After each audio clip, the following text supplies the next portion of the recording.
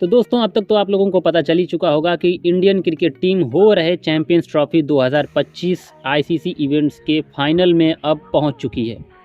ये सेमीफाइनल का मैच भी किसी फाइनल से कम नहीं होता दोस्तों। 4 मार्च को जो इंडिया ने ऑस्ट्रेलिया के अगेंस्ट सेमीफाइनल में जीत हासिल की है, जीत दर्ज की है, उसी के बदौलत वो लोग फाइनल्स में पहुंचे हैं। तो बिना सेमीफाइनल्स को जीते आप फाइनल्स में पहुंच नहीं सकते। तो जितना फाइनल्स का इम्पॉर्टेंट होता है उतना ही ज़्यादा सेमीफाइनल्स का भी इम्पॉर्टेंट होता है। फाइनल्स में क्या होता है कि आप लोग भाई जीतते हो हारते हो, डायरेक्ट रिजल्ट घोषित कर दिया जाता है, आप लोगों के हाथ में पकड़ा दिया जाता है ट्रॉफी कि लो भाई तुम जीत गए या फिर लो भाई तुम हार गए। लेकिन सेमीफाइनल्स में ये डिसाइड होता है कि ट्रॉफी पकड़ेगा कौन, उस ट्रॉफी को जीतने के लायक है कौन। तो वहाँ पर हम लोगों ने दिखा दिया, टीम इंडिया ने दिखा दिया कि भाई हम लोग फाइनल्स खेलने के काबिल हैं और हम लोग अब फाइनल्स में पहुँच चुके हैं। अब इससे इंडियन खेमा तो काफ़ी ज़्यादा खुश है, ऑस्ट्रेलियन खेमा नाराज़ होगा, दुखी होगा, लेकिन उससे भी ज़्यादा दुखी होंगे कौन? हमारे बगल के पड़ोसी देश पाकिस्तान। पाकिस्तान के लोग, पाकिस्तान के क्रिकेट लवर्स ऑस्ट्रेलियन से भी ज़्यादा दुखी होंगे। मानता हूँ कि ये मैच इंडिया और पाकिस्तान का बिल्कुल नहीं था, लेकिन अंदर ही अंदर ये लोग दिल से बद्दुआ तो यही दे रहे होंगे कि हे भगवान, हे प्रभु, उनके भाषा में, कि किसी न किसी तरीके से इंडिया इस मैच को हार जाए।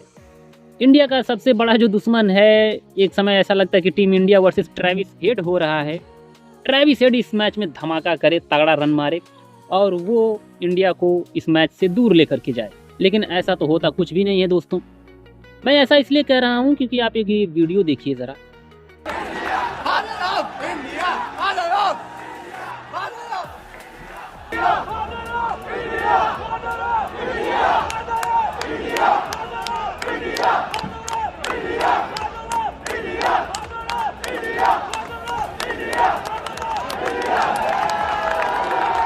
अब आप ज़रा अंदाज़ा लगाइए कि इस लेवल के क्रिकेट लवर, इस तरीके के लाहौरी क्रिकेट लवर पाकिस्तानी लोग इस मैच के दरमियान वो लोग क्या सोच रहे होंगे। यही सोच रहे होंगे कि भाई किसी न किसी तरीके से कैसे न कैसे करके इंडिया जो है वो मैच हार जाए, मतलब हार जाए। अब आप दोस्तों ये भी अंदाज़ा लगा सकते हो कि जब इंडिया और पाकिस्तान का मैच था तब ये लोग ज़बरदस्त कुर्सियाँ तोड़े थे, ज़बरदस्त टीवी तोड़े थे, फ़ोन, लैपटॉप, टैबलेट सब चीज़ तोड़े थे। मुझे लगता है कि उतना ही लैपटॉप, उतना ही टीवी, उतना ही फ़ोन ये लोग इस मैच के दरमियान भी तोड़े होंगे। इस मैच के जो हमारे इंडिया के जीतने के बाद भी तोड़े होंगे, क्योंकि ये हैं ही ऐसे लोग भाई साहब, इनके दिल में इनका खाना नहीं उतरा होगा गले के नीचे से।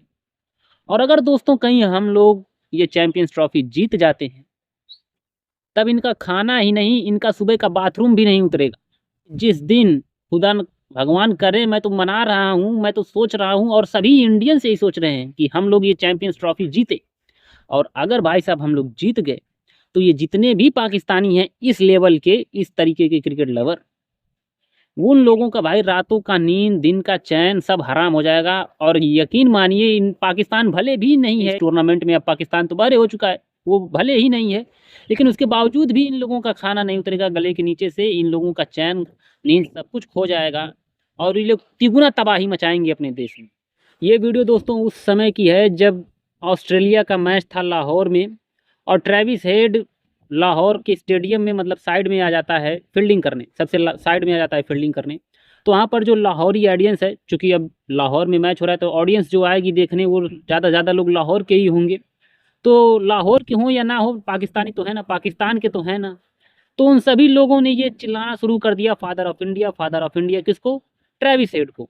वो इसलिए क्योंकि ट्रेविस हेड अक्सर देखा गया है कि टीम इंडिया के अगेंस्ट वो बंदा चल जाता है, अच्छी खासी बैटिंग कर देता है वो, लेकिन इस मैच में ऐसा बिल्कुल नहीं हुआ।